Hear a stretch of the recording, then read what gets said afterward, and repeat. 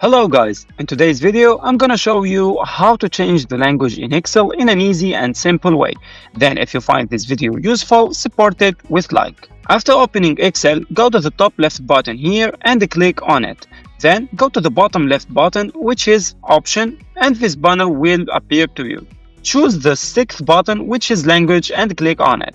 You will find here your main application's language, and below it you will find other languages. For example, I want to change the language in French. Just click on it and click on the second button here to make it the main language. But if you don't find other languages below the main application's language, simply go here to the first button and you will find all the language of the world. Choose the one you want and click here to install it.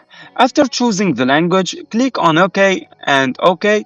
Then close the application and open it again and you will find the language has changes. I hope you liked this tutorial. If you liked it, support this video with a like and wait for us in another one.